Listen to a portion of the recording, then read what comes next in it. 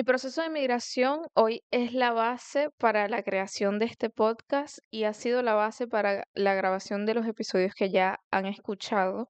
Y yo creo que no hubiera podido sobrevivir a todo este proceso si Dios no hubiera estado conmigo y si mi fe no hubiera estado aferrada a Él. Hoy vamos a hablar de la fe y la migración.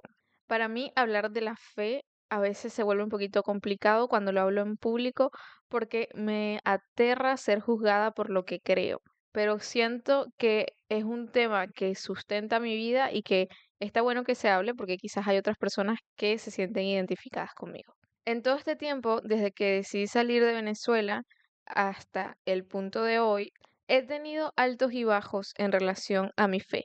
Hay veces en donde siento que creo fielmente y que todo lo que Dios dice de mí es verdad, y hay otros días en donde estoy tan desconectada que ni siquiera recuerdo lo que en algún momento llegué a creer.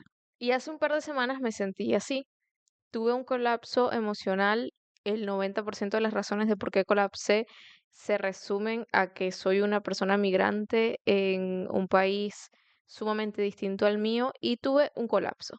En medio de ese colapso, busqué la ayuda de profesionales, fui al médico, conversé con mi psicóloga, pero por supuesto yo sabía que había alguien que me iba a ayudar y ese era Dios. En medio de esa búsqueda me encontré con este salmo que te voy a compartir.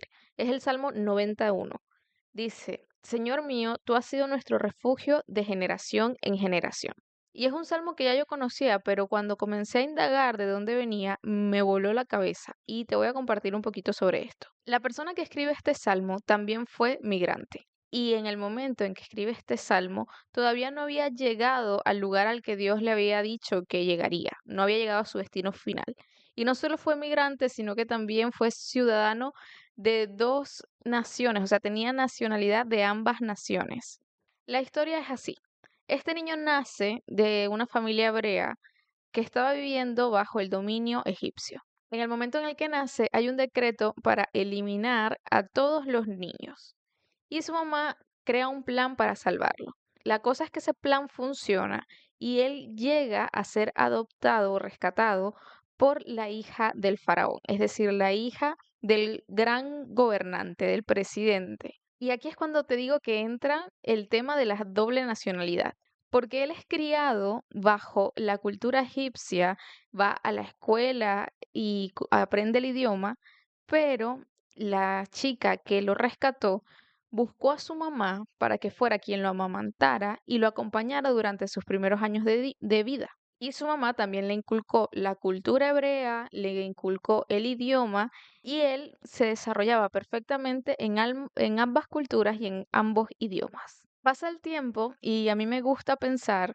que en algún punto de su historia él se sentía un poco confundido por sentirse identificado con ambas culturas, pero al mismo tiempo con ninguna. Y llega un punto determinante de la historia en donde él se encuentra con una situación donde un ciudadano egipcio está abusando de un ciudadano hebreo y lo que hace es arremeter en contra del egipcio y lo elimina. Cuando hace esto, comienza a tener un miedo terrible porque sabe que lo que hizo está mal y huye de este lugar. Cuando huye pasan 1500 cosas, conoce a su esposa, tiene hijos, y era tanto lo que él se sentía extranjero, migrante, aún teniendo doble nacionalidad, que a su primer hijo él le pone de nombre extranjero. ¿Por qué te cuento todo esto? Porque si nos devolvemos al salmo que te comenté, el que dice, Señor mío, tú has sido nuestro refugio de generación en generación, si buscamos de dónde viene esa palabra refugio,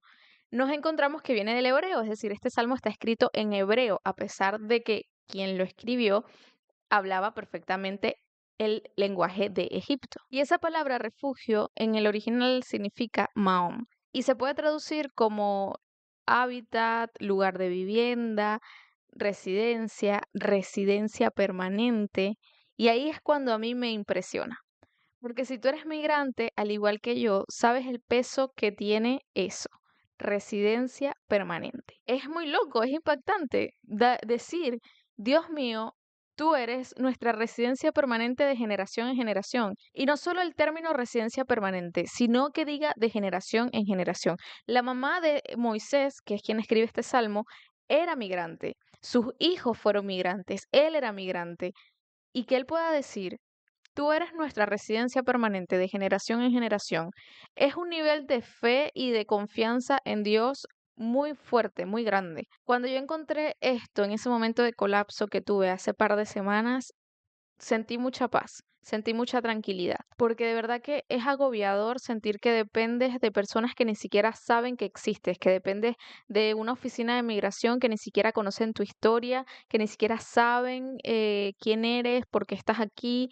Es difícil depender de esas personas, pero cuando decidimos dejar de depender de ellos y comenzar a depender plenamente de Dios, entonces las cosas se pueden ver de otra manera. Obviamente que hay que seguir con todos los trámites, con toda la intención de adaptarse a la cultura, de aprender el idioma, pero que internamente nosotros podamos reconocer que nuestra residencia permanente no está en un espacio geográfico, en una nacionalidad, en un viaje, sino en lo que Dios dice que somos es un alivio. Los procesos migratorios pueden ser complicados porque son fluctuantes. En un momento estás bien, en otro no, pero ahí es donde Dios entra.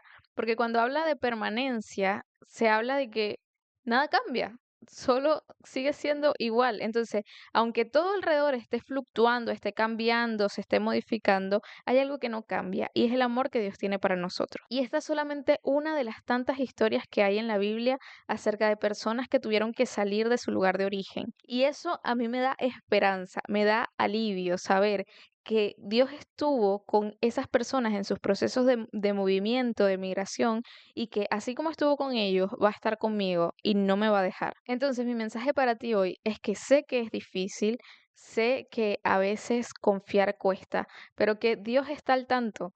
Dios sabe que te fuiste de tu país, Dios sabe que llegaste a uno nuevo, no se quedó Él en el lugar de origen y ahora tú estás realengo y suelto y sin saber qué hacer. Él está contigo. Dios no tiene fronteras. Y me encantaría leer en comentarios cómo te has sentido tú en los procesos de cambio en cuanto a la fe. Es complicado que la fe siga siendo firme cuando todo a nuestro alrededor está colapsando, pero aunque nuestra fe cambie, aunque nuestra fe a veces se debilite, el amor de Dios no. Es permanente por siempre. Espero que este episodio te haya gustado, espero que te sientas identificado conmigo. Si es así, házmelo saber.